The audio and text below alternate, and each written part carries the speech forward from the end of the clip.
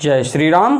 आइए चलते हैं आपको फिर पुनः भोलेनाथ के श्री शिव महापुराण की कथा में, जो कि पुराणों में सबसे उत्तम पुराण माना गया है, जो महर्षि वेदव्यास द्वारा प्रणीत भोलेनाथ का श्री शिव महापुराण, जिसको देखा जाए तो प्रथम खंड पूर्वार्ध।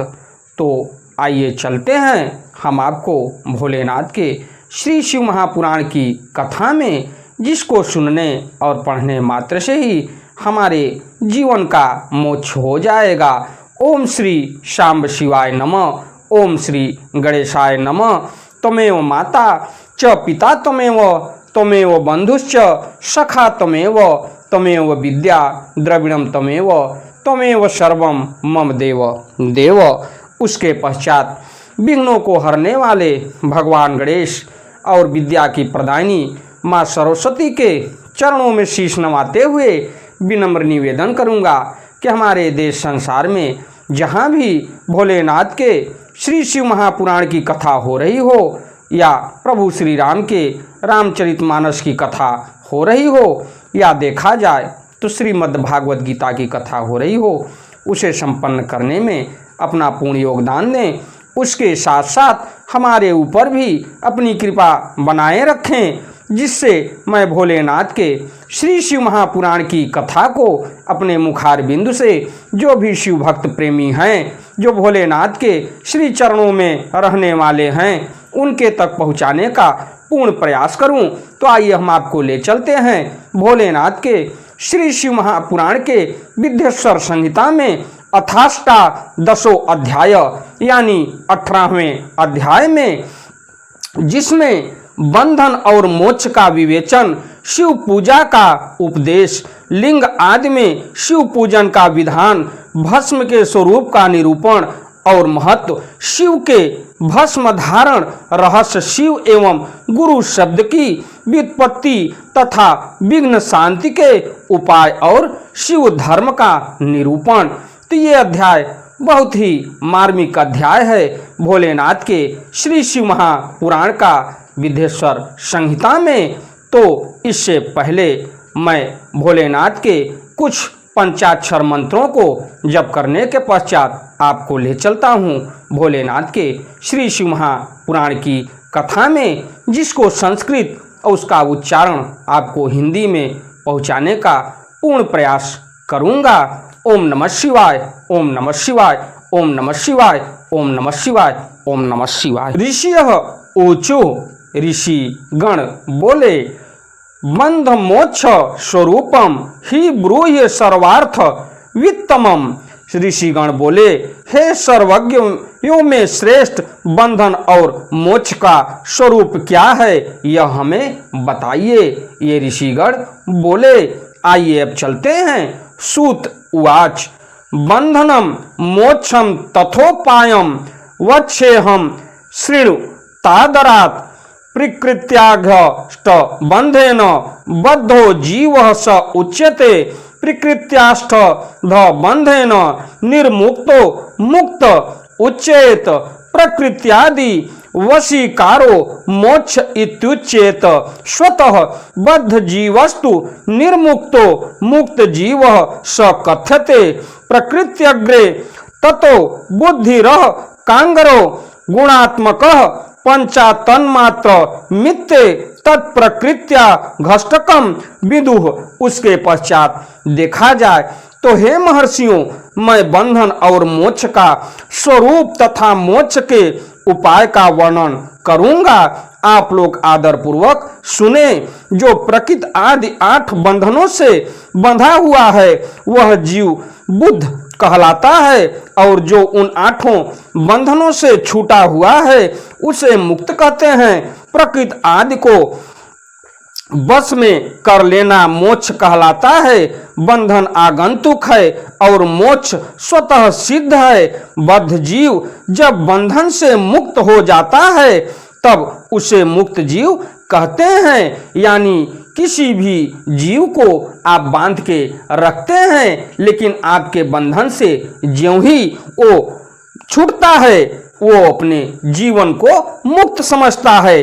प्रकृति, बुद्धि, महत्त्व, त्रिगुणात्मकम अहंकार और 5 तन मात्राएं, इन्हें ज्ञानी पुरुष प्राकृत्य का साधन मानते हैं।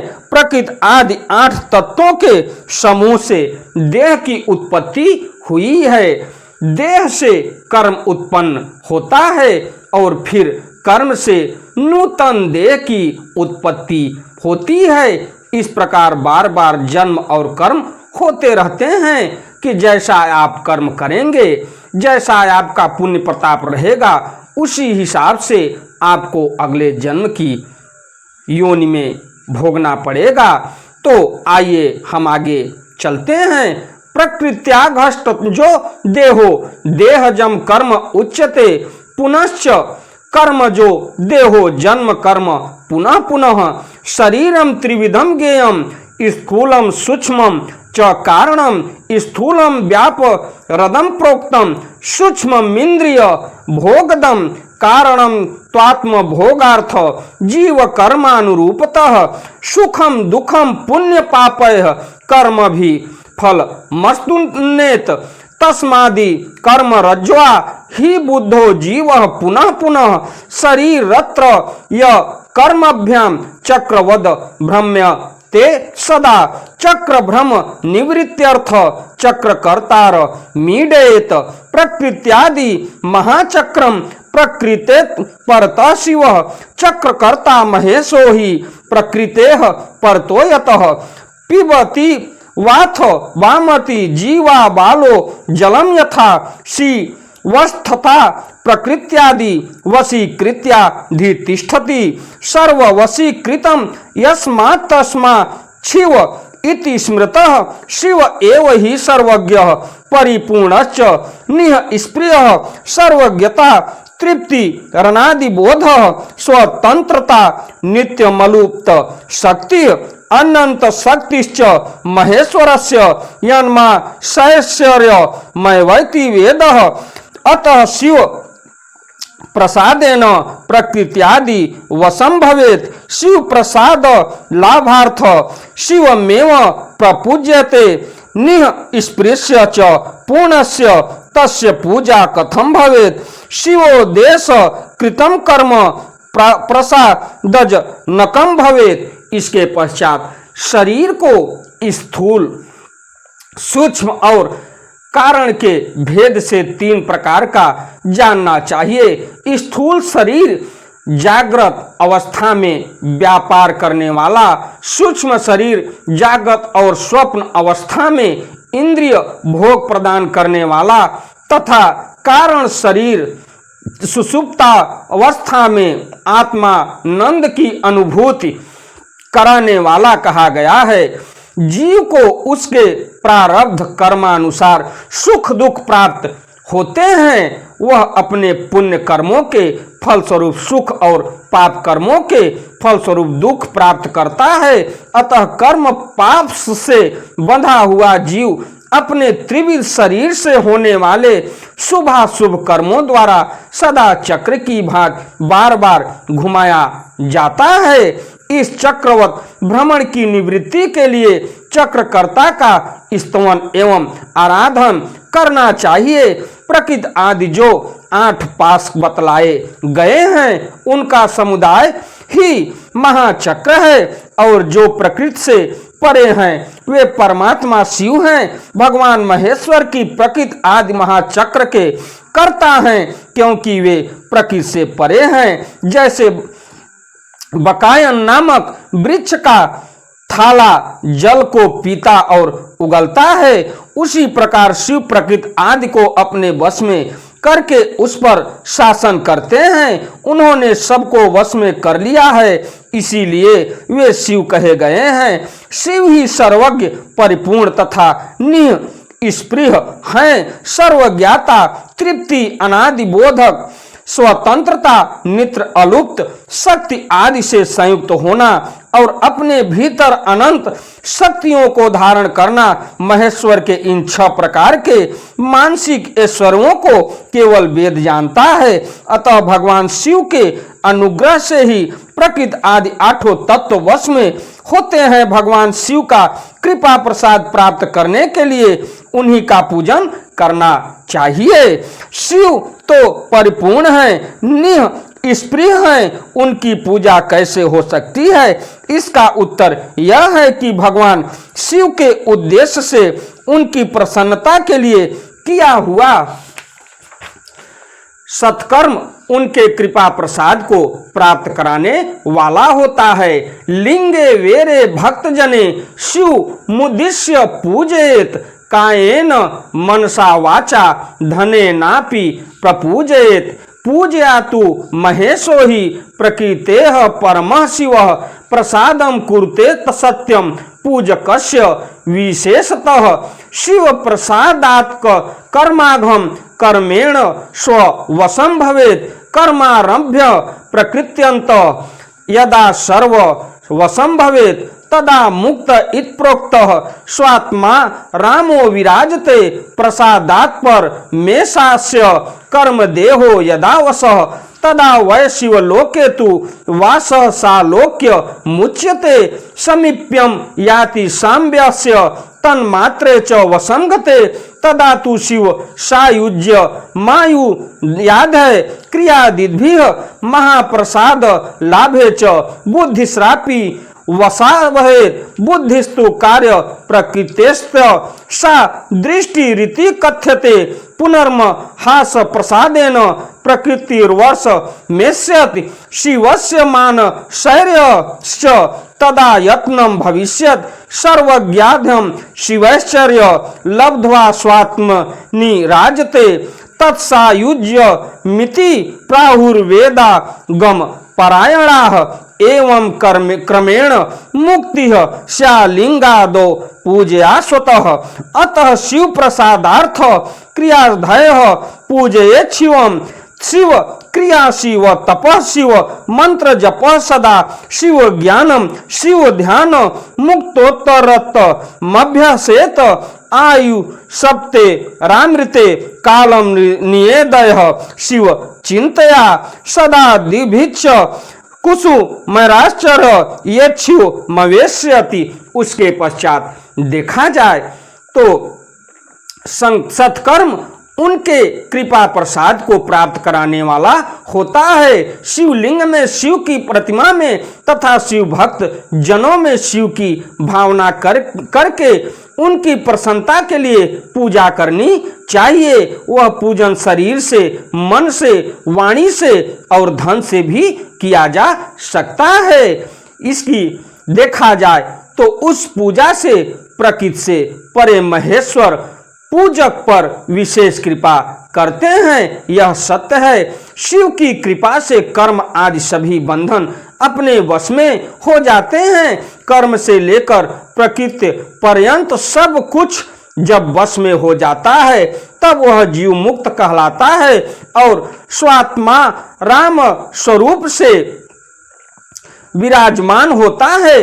परमेश्वर शिव की कृपा से जब कर्म जनित शरीर अपने वश में हो जाता है तब भगवान शिव के लोक में निवास प्राप्त होता है। इसी को सालोक्य मुक्ति कहते हैं। जब तन मात्राएं वश में हो जाती हैं तब शिव जगदम्बा सहित शिव का सामीप्य प्राप्त कर लेता है। यह सामीप्य मुक्ति है। उसके आयुध आदि और क्रिया आदि सब कुछ भगवान शिव के समान हो जाते हैं। भगवान का महाप्रसाद प्राप्त होने पर बुद्धि भी वश में हो जाती है। बुद्धि प्रकृति का कार्य है, उसका वश में होना सृष्टि मुक्ति कही गई है। पुनः भगवान का महान अनुग्रह प्राप्त होने पर प्रकृति वश में हो जाएगी। उस समय भगवान शिव का मानसिक ऐश्वर्य बिना यत्न के ही प्राप्त हो जाएगा। सर्वज्ञता आदि जो शिव के ऐश्वर्य हैं उन्हें पाकर मुक्त पुरुष अपनी आत्मा में ही विराजमान होता है। वेद और शास्त्रों में विश्वास रखने वाले विद्वान पुरुष इसी को सामुज्य मुक्ति कहते हैं। इस प्रकार लिंग आदि में शिव की पूजा करने से क्रमशः मुक्ति स्वतः प्राप्त हो जाती है। इसलिए शिव का कृपा प्रसाद प्राप्त करने के लिए तत्संबंधी क्रिया आदि के द्वारा उन्हीं का पूजन करना चाहिए। शिव क्रिया, शिव तप, शिव मंत्र जप, शिव ज्ञान और शिव ध्यान के लिए सदा उत्तरोत्तर अभ्यास बढ़ाना चाहिए। प्रतिदिन प्रातः काल से रात को सोते समय तक और जन्म काल से लेकर मृत्यु पर्यंत सारा समय भगवान शिव के चिंतन में ही बिताना चाहिए। सद्धो जातादि मंत्रों तथा नाना प्रकार के पुष्पों से जो शिव की पूजा करता है वह शिव को ही प्राप्त होता है।